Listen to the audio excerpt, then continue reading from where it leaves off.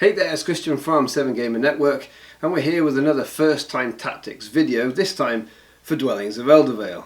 And before we dive in, I just wanted to get a little bit of feedback from you guys. We've recently changed the intro for 7Gamer Network videos, and I'd love to know, do you like the music? If you do, brilliant, please say so in the comments or even click a like. That would be great, just so I get a bit of feedback on that. Right, so first time tactics to win your first game of Dwellings of Eldervale. It's a fantastic game. You can see my review on it. I'll put a link in the description. So, tactic number one, and that is going to be leverage your faction abilities. In most games where you have asymmetric powers with different factions and all the rest, I will encourage players to use whatever ability only they have access to over above everybody else at the table as much as possible. Now, whilst some might be a bit more situational and a bit more difficult to use on a frequent basis, it's generally a good rule in games where there are asymmetric powers to take advantage of your powers. These are game breaking abilities. They're things that you can do that nobody else can. And so generally, if you've got that as an advantage in your faction, you need to press the advantage. And that is absolutely the case in Dwellings of Eldervale. If you can identify what it is that you can do that other players simply don't have access to, or, like the ogres, you can do something just better than everybody else at the table, it really will help you to win if you are going to use that and take advantage of the way that your faction is breaking the game. Tactic number two, max out on your element.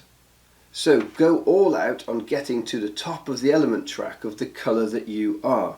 Why your colour? Well, you have an obvious advantage in that you're already starting up one. Generally you'll find that everybody else is focusing on their particular colour as well. But don't think about only your colour.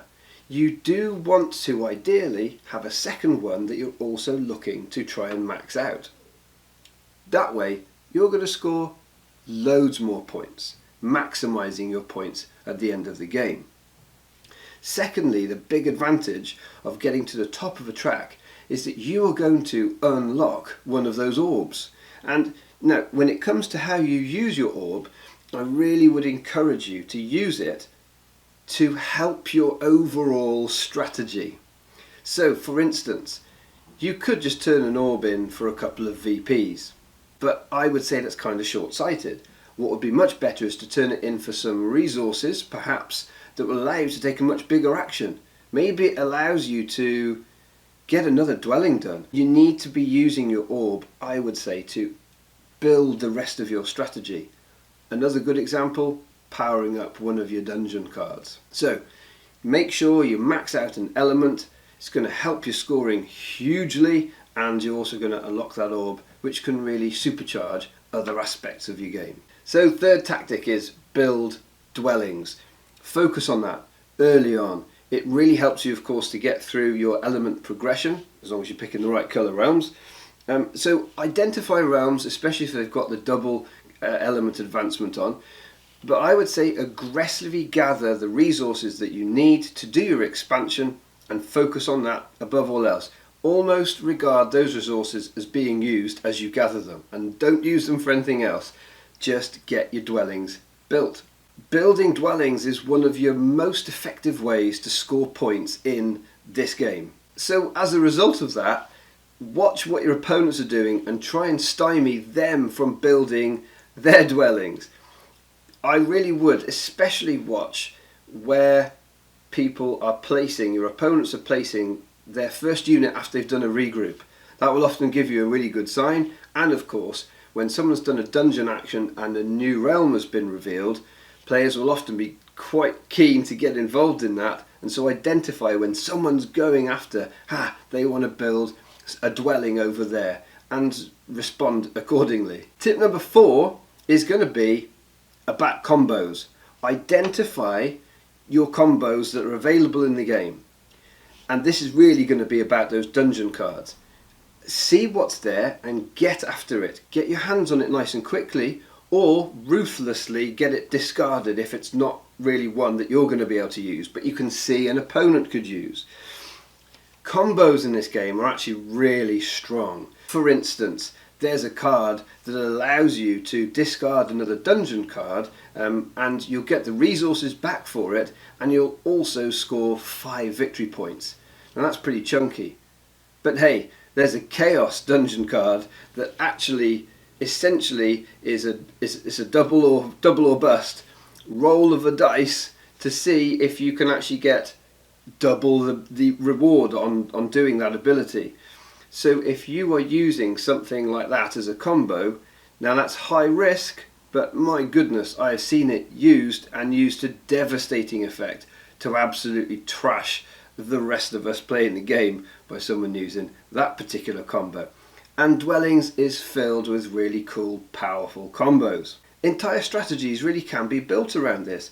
Don't be afraid to use regroup to really abuse a dungeon card in your tableau if you're getting some real big advantage out of it. Or that through regroup you could perhaps maybe leverage one of your special faction abilities more, especially if that also combos with one of the dungeon cards that you've got. This is actually one of the areas where the more you get to play this game and the more you get to know the cards, the more you get to identify what makes a good card and a strong card and what doesn't, it is a bit of a skill cap thing.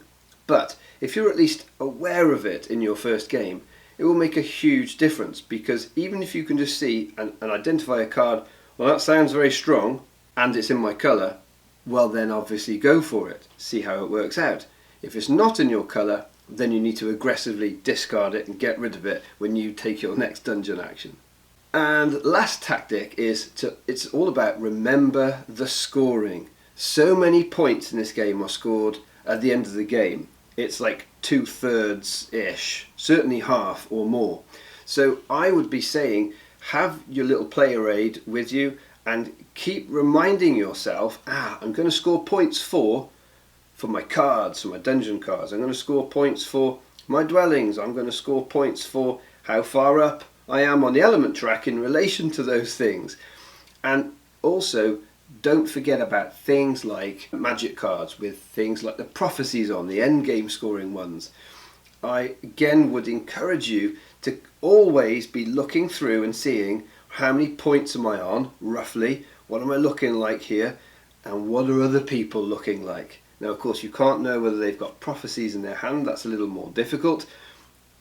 But you can be looking and seeing, well, he's got 5 dwellings out, and look where he is on the element track. That's a lot of points. And you can be identifying how the score is looking as the game progresses, because it's mostly out on the board for you. If you can do these 5 things in your first game, you should do very, very well. In fact, the only reason you'd lose is because someone else has also watched this video and is also doing those things too, maybe. So there it is, 5 tactics for winning your first game of Dwellings of Eldervale. It really is a fantastic game. There really is a lot going on with it. But if you can leverage these 5 tips, or even some of them, then they should really help you towards building that first win. If you found the video helpful, then please do click a like and subscribe if you'd like more stuff like this. And until next time, keep enjoying your gaming.